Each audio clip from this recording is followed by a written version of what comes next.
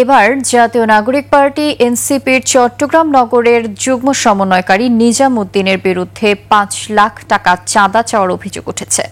বন্দর কেন্দ্রিক আন্দোলন দমাতে তিনি এই টাকা দাবি করেন। সামাজিক মাধ্যমে ছড়িয়ে পড়া কথোপকথনের এক ভিডিওতে নিজামকে আন্দোলন বন্ধে টাকা চাইতে শোনা যায়। চট্টগ্রাম প্রতিনিধি হাসান ফেরদৌসের তথ্যচিত্রে দেখুন ডেস্ক রিপোর্ট।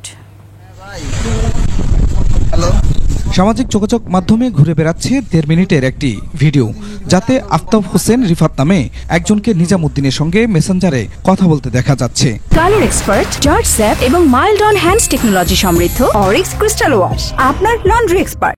যদি মীর ভাই আন্দোলন বন্ধ না করে তখন কি করব?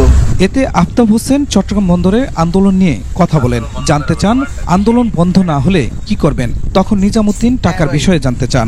আন্দোলন বন্ধ করার তোমার কিসে টাকা দিতে? হ্যাঁ ভাই, ৫ লাখ আন্দোলন বন্ধ করার জন্য না?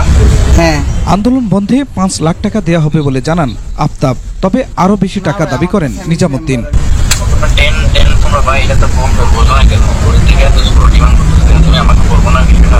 ফেসবুকে ভিডিওটি আপলোড করেছেন বৈষম্য বিরোধী ছাত্র আন্দোলনের চট্টগ্রাম নগর শাখার সাবেক যুগ্ম সচিব রাহাদুল ইসলাম।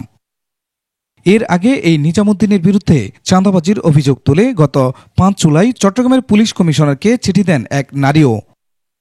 খুরশিদ আলম, ডেস্ক রিপোর্ট, ২১শে টেলিভিশন।